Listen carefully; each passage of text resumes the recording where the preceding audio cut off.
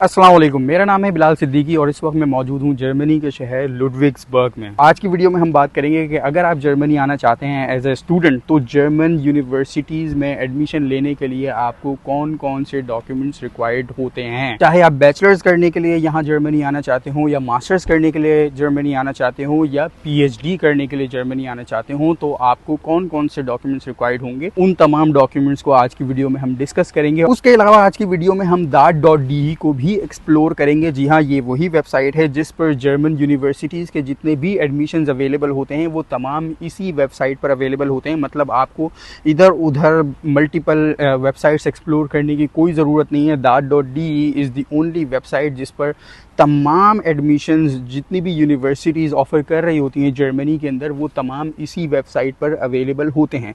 तो हम इस वेबसाइट को भी एक्सप्लोर करेंगे ताकि आपको एग्जैक्ट आइडिया हो सके कि अगर आपको अपने रेलेवेंट कोर्स से रिलेटेड, मतलब जो आपका कोर्स है या जो आपकी फील्ड है उसमें अगर आपने एडमिशन सर्च करना है और आपको ये पता करना है कि कौन सी यूनिवर्सिटी आपके कोर्स से रिलेटेड एडमिशन या स्टडी ऑफ़र कर रही है, चाहे वो बैचलर्स में हो, चाहे वो मास्टर्स में हो, चाहे वो PhD में हो, चाहे वो स्कॉलरशिप्स हों, तो उसको आपने कैसे सर्च करना है वो भी हम आज इसी वीडियो में प्रैक्टिकली करके देखेंगे। अच्छा, नेक्स्ट जो आपको इंपॉर्टेंट डॉक्यूमेंट होता है वो होती है आपकी CV यानी रिज्यूमे। अब रिज्यूमे जो होती है वो आपके amongst one of the document होती है जो या तो आपका इंप्रेशन एक बहुत ही स्ट्रॉन्ग इंप्रेशन लीव कर देगी या आपका जो जितना भी इंप्रेशन है उसको सबको तबाह कर देगी। तो मेक श्योर कीजिएगा कि जब आप CV बना रहे हो तो CV आपकी टू द पॉइंट और प्रिसाइज होनी चाहिए। मतलब उसके अंदर कोई इररेलेवेंट डिटेल्स नहीं होनी चाहिए। जितनी भी डिटेल्स होनी चाहिए वो सारी रेलेवेंट टू द टॉपिक या रेलेवेंट टू द कोर्स होनी चाहिए जिसमें आप अप्लाई कर रहे हैं। और एक और बात जो आपको ख्याल रखनी है वो आपको ये ख्याल रखना है कि आपकी CV जो है वो यूरोपियन फॉर्मेट में होनी चाहिए। अब वो भी कोई बहुत ज़्यादा बड़ी रॉकेट साइंस नहीं है। यूरोपियन फॉर्मेट में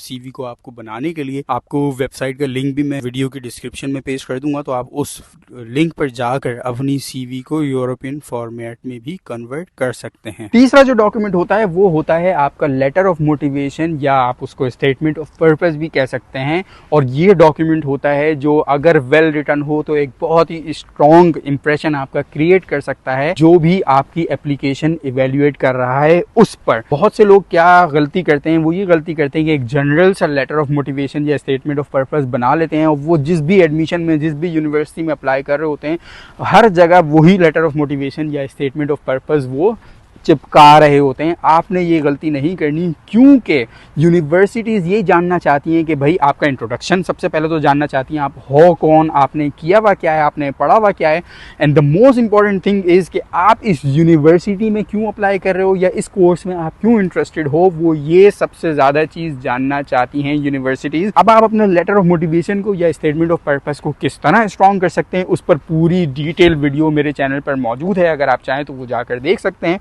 यहाँ पर अगर उसको हम बात करने लगेंगे तो वीडियो बहुत लंबी हो जाएगी, लेकिन एक छोटी सी टिप है कि मेक श्योर करें अपने लेटर ऑफ मोटिवेशन में अगर आप ये इंक्लूड करते हैं कि भाई मैं आपकी यूनिवर्सिटी में या इस कोर्स में एडमिशन इसलिए लेना चाहता हूँ क्योंकि मैंने देखा कि इस कोर्स में फलां लेट्स से ABCD जो प्रोफेसर हैं वो भी पढ़ा रहे हैं और उनके रिसर्च वर्क से मैं बहुत मुतासिर हूँ, तो इस वजह से मैं चाहता हूँ कि मैं इस कोर्स में एडमिशन लेके उन प्रोफेसर से कुछ सीख सकूँ ताकि मैं आगे अपने करियर में प्रोग्रेस कर सकूँ। तो इससे यूनिवर्सिटीज़ को ये अंदाज़ा होता है कि हाँ भाई वाकई में इस बंदे ने इस कोर्स पर रिसर्च करी है और ये इस कोर्स में इंटरेस्टेड है और इसकी रिसर्च इतनी ज़्यादा है कि इसको ये भी पता है कि हाँ भाई ये कौन से प्रोफेसर इस कोर्स को पढ़ा रहे हैं और जो प्रोफेसर इस कोर्स को पढ़ा रहे हैं उनका रिसर्च किस फील्ड में है और उन्होंने कितना काम किया हुआ है। तो ये उस प्रोफेसर से भी सीखना चाहता है। तो वाकई में ये जेन्युइन कैंडिडेट है जो जेन्युइनली इंटरेस्टेड है हमारे इस कोर्स में। उसके बाद जो चौथा डॉक्यूमेंट होता है वो होता है आपका LOR मतलब letter of recommendation. Let's say अगर आप सिर्फ पढ़ रहे हैं, अगर आप जॉब नहीं कर रहे तो आपका ऑब्वियसली कोई एम्प्लॉयर नहीं होगा,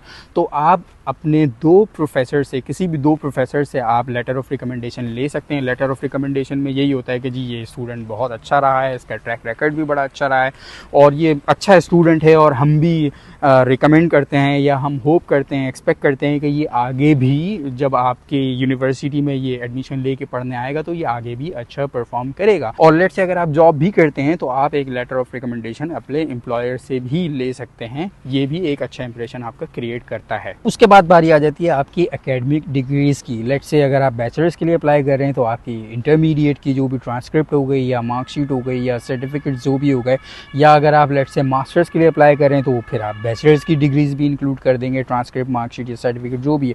और अगर आप लेट्स से अगर आप पीएचडी के लिए अप्लाई कर रहे हैं तो मास्टर्स की degree, marksheet, transcript and all the certificate जो भी आपने हासिल किए हों। उसके बाद जो रिक्वायरमेंट आ जाती है वो आ जाती है आइल्स की। जी हाँ, वही आइल्स जिससे हमारे बड़े सारे लोग, बड़े सारे बच्चे, बड़े सारे स्टूडेंट्स जो हैं वो घबराते हैं या भागते हैं कि जी सब कुछ कर लिया, 12 साल की, 14 साल की या 16 साल की हमने स्टडी कर ली, लेकिन आइल्स करते हुए हमें बड़ा मसला होता है, आइल्स हमसे ना हो पाएगा। भाई मदरसे का पढ़ा हुआ मैं बच्चा हूँ और मैंने इंग्लिश मदरसे में ही सीखी थी, एडवांस लेवल तक मैंने मदरसे में ही इंग्लिश सीखी थी, और वहीं से सीख कर मैं 7.5 बैंड अगर मैं ला सकता हूँ तो कोई भी ला सकता है। और वैसे भी मुल्क के इस वक्त जो हालात हैं, मैं तो सबको ये कहता हूँ भाई इलेक्शन की तैयारी करने के बजाय आप आइल्स की तैयारी करें, क्योंकि वही एक बेहतरीन तरीका है। क्योंकि स्टूडेंट वीज़ा के लिए आइल्स की रिक्वायरमेंट होती है और यही एक बेहतरीन तरीका होता है कि जिससे हमारी यूथ, हमारे जो स्टूडेंट्स हैं वो किसी दूसरे मुल्क में जाकर स्टडी कर सकें। तो जी आइल्स की रिक्वायरमेंट होती है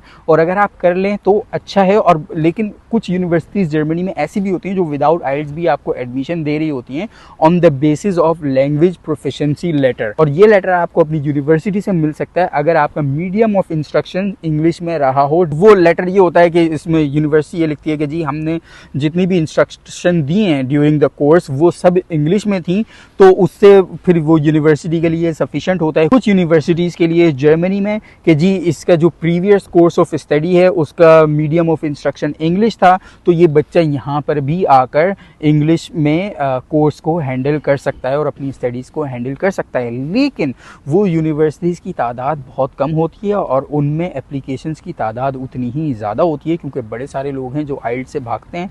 तो जितनी एप्लीकेशन की तादाद ज़्यादा होगी उतने मतलब आपके सक्सेस के चांसेस कम हो जाते हैं, क्योंकि कम यूनिवर्सिटीज़ हैं, मतलब सप्लाई कम है, डिमांड ज़्यादा है, उसमें एप्लीकेशंस बहुत ज़्यादा हैं, तो बहुत कम लोगों को उसमें एडमिशन मिल पाता है। लेट्स से कैपेसिटी 200 की है, अप्लाई कर रहे हैं 20,000, तो 200 ही उसमें एप्लीकेशन सक्सेसफुल होंगी और बाकी जो 19,800 एप्लीकेशन हैं वो अनसक्सेसफुल रहेंगी। तो इसलिए रिकमेंड ये किया जाता है कि जी आप आइल्स कर लें ताकि आपके पास ऑप्शंस जो हैं वो ब्रॉड हो जाते हैं। बहुत सारी यूनिवर्सिटीज़ आपके पास मतलब ऑप्शंस में आ जाती हैं कि आप उनमें भी अप्लाई कर सकते हैं एडमिशन्स के लिए और उनकी रिक्वायरमेंट्स को भी आप फुलफ़िल कर रहे होते हैं। उसके बाद जो आपके डॉक्यूमेंट्स आ जाते हैं वो डॉक्यूमेंट्स हैं जो मस्ट नहीं है, मतलब कंपलसरी नहीं है। ये वो डॉक्यूमेंट्स हैं जो अगर आप इंक्लूड कर दें तो अच्छा है। मतलब वही बात है, जितना गुड़ डालें उतना मीठा। लेट्स से कि अगर आपने कोई इंटर्नशिप की है, आपने कोई और सर्टिफिकेशन की है, आपने कोई डिप्लोमा किया या आपका कोई इस तरह की एक्स्ट्रा करिकुलम एक्टिविटी है या स्पोर्ट्स एक्टिविटी है या सोशल एक्टिविटी है जिसको आप एप्लीकेशन के साथ लगाना चाहते हैं और जिसको आप समझते हैं कि ये अच्छा इंप्रेशन क्रिएट करेगी या ये अच्छा कनेक्ट कर सकती है आपके कोर्स से जिसमें आप अप्लाई कर रहे हैं, तो वो आप उसके साथ लगा सकते हैं अपनी एप्लीकेशन के साथ, ताकि वो एक अच्छा इंप्रेशन क्रिएट करें। तो जी ये तो हो गए वो तमाम जनरल डॉक्यूमेंट्स जो ज़्यादातर यूनिवर्सिटीज़ की रिक्वायरमेंट फुलफिल कर देते हैं। लेकिन कुछ यूनिवर्सिटीज़ ऐसी भी होती हैं जिनको इन डॉक्यूमेंट्स के अलावा भी कुछ और डॉक्यूमेंट्स भी रिक्वायर्ड होते हैं। तो अगर ऐसा कोई सिनेरियो बनता है और किसी यूनिवर्सिटी को इन डॉक्यूमेंट्स के अलावा भी और डॉक्यूमेंट्स भी रिक्वायर्ड होते हैं, तो वो डॉक्यूमेंट वो यूनिवर्सिटीज़ अपनी वेबसाइट पर वो ज़रूर मेंशन करती हैं। तो आप वहाँ से पढ़कर वो डॉक्यूमेंट्स अरेंज कर उन यूनिवर्सिटीज़ को प्रोवाइड कर सकते हैं। लेकिन मोस्ट ऑफ द केसेस में मोस्ट ऑफ द यूनिवर्सिटीज़ को यही जनरल डॉक्यूमेंट्स रिक्वायर होते हैं और ये डॉक्यूमेंट्स उनकी रिक्वायरमेंट्स को फुलफिल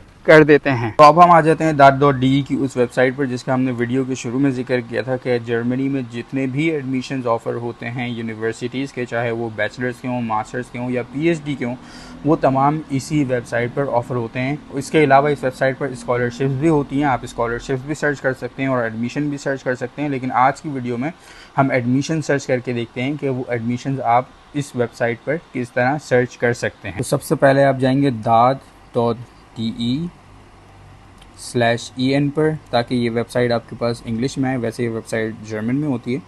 तो DAT.de/en पर जाएंगे तो आपके पास ये वेबसाइट इंग्लिश में आएगी। उसके बाद आप इसको एक्सेप्ट ऑल कुकीज़ कर सकते हैं।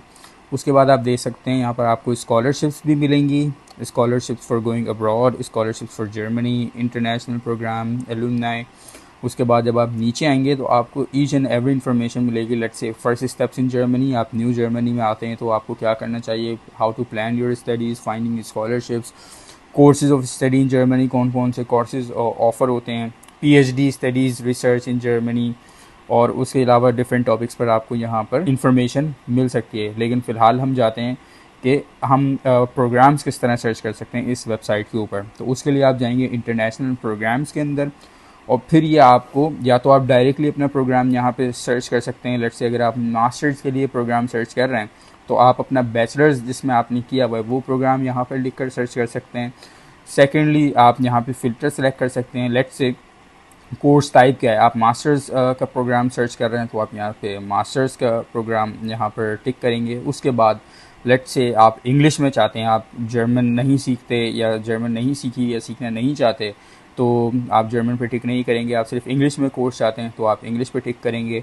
और अगर आपने जर्मन सीखी भी है तो आप जर्मन ओनली पर भी सर्च कर सकते हैं, या जर्मन एंड इंग्लिश, इस तरह के भी कुछ कोर्सेज होते हैं जो बोथ ऑफ द लैंग्वेजेस में मिक्स होते हैं। मतलब कुछ सब्जेक्ट उस कोर्स के अंदर जर्मन में होते हैं, कुछ इंग्लिश में होते हैं, अदर लैंग्वेजेस भी हैं। लेकिन फ़िलहाल क्योंकि एक स्टीरियोटाइप ये है कि भाई जर्मनी में जो है इंग्लिश में कोर्सेज नहीं होते, तो हम आपको इंग्लिश में कोर्स सर्च करके दिखाते हैं। तो इंग्लिश में टोटल यहाँ पे दिखा रहा है कि जी 1295 कोर्सेज अवेलेबल हैं। तो कौन कहता है कि जी जर्मनी में इंग्लिश में कोर्सेज अवेलेबल नहीं होते।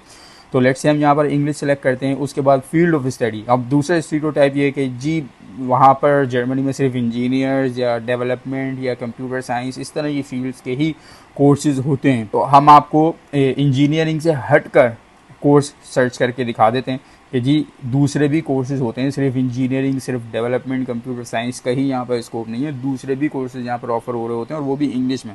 तो अब जैसे आप देखें law, economics and social science, उसके 523 कोर्सेज आपको ऑफर हो रहे हैं। लैंग्वेज एंड कल्चरल साइंस इस तरह, दूसरे आर्ट्स के 50 कोर्सेज हैं, agricultural, forestry, nutrition science 86 courses. तो इस तरह आप यहाँ पर जा सकते हैं। फ़िलहाल हम लेट्स से इकोनॉमिक्स अगर हमने सर्च करना है, किसी ने इकोनॉमिक्स पढ़नी है तो हम law, economics and social science को सर्च करते हैं, और जब हम इसको सर्च करेंगे तो ये यहाँ पर आपको 523 रिज़ल्ट्स दे देता है आपके क्राइटेरिया के लिए। और ये यहाँ पर तमाम कोर्सेज़ आपके पास अवेलेबल होंगे।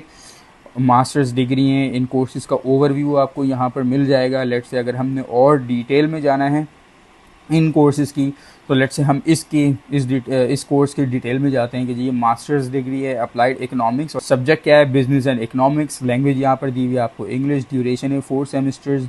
बिगिनिंग कब होती है वो भी यहाँ पे दी हुई है, विंटर सेमेस्टर और समर सेमेस्टर दोनों में इसकी बिगिनिंग है। ट्यूशन भी यहाँ पर दी हुई है, पर सेमेस्टर भाई फ्री है। तो देख लेंगे इकोनॉमिक्स का कोर्स इंग्लिश में और वो भी फ्री। उसके बाद आप यहाँ पर ये देख सकते हैं, यहाँ पर आप ये फर्दर आपको फ़िल्टर्स दिए हुए हैं, यहाँ पर आप सर्च कर सकते हैं। आप कोर्स टाइप यहाँ पर अगेन यहाँ पर सर्च कर सकते हैं। फील्ड ऑफ स्टडी यहाँ पर भी आप फ़िल्टर लगा सकते हैं, सब्जेक्ट का फ़िल्टर लगा सकते हैं, लैंग्वेज का फ़िल्टर लगा सकते हैं। उसके बाद आप mode of study, let's say आपको ऑनलाइन स्टडी करनी है, हाइब्रिड करनी है, 50% ऑनलाइन एंड 50% ऑन साइट करनी है, मोर देन 50% ऑनलाइन, तो ये उसका यहाँ पर फ़िल्टर आपको मिल जाएगा। लोकेशन, आपको किसी स्पेसिफिक सिटी में अपना कोर्स करना है, अपना एडमिशन चाहिए, उसका आप यहाँ पर लगा सकते हैं। टाइप ऑफ इंस्टीट्यूट, यूनिवर्सिटी चाहिए या यूनिवर्सिटी ऑफ अप्लाइड साइंस में आपको एडमिशन चाहिए। इंस्टीट्यूशन का फ़िल्टर है यहाँ पर। आप लेट्स से आपको कोई यूनिवर्सिटी आपने टारगेट की हुई है, उसके अंदर अगर आपको एडमिशन सर्च करना है तो वो यहाँ से आप सर्च कर सकते हैं। उसके बाद कोर्स टाइप स्पेसिफिक, और उसके अलावा ये समर सेमेस्टर में आपको इनटेक वाले एडमिशन चाहिए या विंटर सेमेस्टर के, ये तमाम फ़िल्टर्स आपको यहाँ पर मिल जाएंगे। तो अब हम वापस आते हैं अपने कोर्स की जानिब, masters degree of applied economics. अगर हम इसकी डिटेल में जाना चाहते हैं तो हम इस पर जब क्लिक करेंगे तो ये आपको सारी डिटेल दे देगा। यहाँ पर इसने आपको ओवरव्यू दिया हुआ है कि जी डिग्री कौन सी है, उसकी लैंग्वेज कौन सी है, लैंग्वेज की और डिटेल यहाँ पर दी हुई है। फिर ये फुल टाइम है, उसका प्रोग्राम ड्यूरेशन 4 सेमेस्टर है, बिगिनिंग कब होती है, और उसके बाद एप्लीकेशन डेडलाइन यहाँ पर आपको दी हुई है कि समर सेमेस्टर के लिए 15 नवंबर है और विंटर सेमेस्टर के लिए 15 मई टू 15 जुलाई है। उसके बाद एप्लीकेशन पीरियड ये यहाँ पर दिया हुआ है। ट्यूशन फ़ी आपको बताई हुई है। कंबाइंड मास्टर्स और डिग्री है और पीएचडी प्रोग्राम है, ये यहाँ पे बताया हुआ है कि नहीं ऐसा कुछ नहीं है। जॉइंट डिग्री डबल प्रोग्राम ये नहीं है। उसके बाद आपको डिस्क्रिप्शन ऑफ कंटेंट दिया हुआ है। उसके बाद यहाँ पर और टैब्स बने हुए हैं, आप कोर्स डिटेल्स में आकर कोर्स की डिटेल ले सकते हैं। यहाँ पर ये कंप्लीट डिटेल है, course specific, integrated, English language course, इस तरह की आप तमाम डिटेल यहाँ से ले सकते हैं। उसके बाद कॉस्ट फंडिंग पे आ जाते हैं कि जी इसकी सेमेस्टर कंट्रीब्यूशन क्या है, और जिस शहर में ये यूनिवर्सिटी है उस शहर में आप रहते हैं तो आपकी कॉस्ट ऑफ लिविंग कितनी होगी, और funding opportunities with in university available हैं या नहीं, ये आप यहाँ से मालूम कर सकते हैं। उसके बाद रिक्वायरमेंट्स एंड रजिस्ट्रेशन कि भाई एकेडमिक रिक्वायरमेंट्स क्या हैं, लैंग्वेज रिक्वायरमेंट्स क्या हैं, एप्लीकेशन डेडलाइन क्या है, अपने एप्लीकेशन कहाँ सबमिट करनी है। उसके बाद फिर अबाउट द यूनिवर्सिटी और सर्विसेज के टैब हैं, इसमें भी जाकर आप सारी इन्फॉर्मेशन ले सकते हैं। तो कौन सी ऐसी इन्फॉर्मेशन है जो यहाँ पर अवेलेबल नहीं है, तमाम की तमाम इन्फॉर्मेशन अवेलेबल है। स्टिल अगर आपको लगे कि कोई इन्फॉर्मेशन यहाँ से मिसिंग है, या आपका कोई ऐसा सवाल है जिसका आंसर आपको नहीं मिलता यहाँ इन तमाम इन्फॉर्मेशन के अंदर, तो यहाँ पर इन्होंने आपको पूरा कॉन्टैक्ट अपनी डिटेल दी हुई है। आप इनको बाय पोस्ट इस एड्रेस पर कांटेक्ट कर सकते हैं, लेटर भेज के ईमेल कर सकते हैं, कोर्स की वेबसाइट पर भी आप जा सकते हैं। तो आपको ईच एंड एवरीथिंग, तमाम इन्फॉर्मेशन आपको यहाँ मिल जाएगी। अगेन जो इन्फॉर्मेशन नहीं मिलती आप ईमेल करें, ये इस तरह के ईमेल नहीं होते कि जहाँ पर आप ईमेल करें और फिर आपको जवाब नहीं आता, जवाब ज़रूर आता है। ऐसा नहीं है कि आपकी क्वेरीज अनआंसर्ड जाएंगी। तो सिंपल है, यहाँ से आपको तमाम इन्फॉर्मेशन मिल सकती है। तो चलिए जी, उम्मीद है कि आज की वीडियो से आपको बहुत यूज़फुल इन्फॉर्मेशन मिली होगी, और एटलीस्ट आपका ये क्वेश्चन तो आंसर हो ही गया होगा कि जर्मन यूनिवर्सिटीज़ में एडमिशन की एप्लीकेशन के लिए आपको कौन कौन से डॉक्यूमेंट्स रिक्वायर्ड होते हैं। तो उम्मीद है आप में से बहुत से लोगों से बहुत जल्द जर्मनी में मुलाकात होगी। अपना बहुत सारा ख्याल रखिएगा। अल्लाह हाफिज़।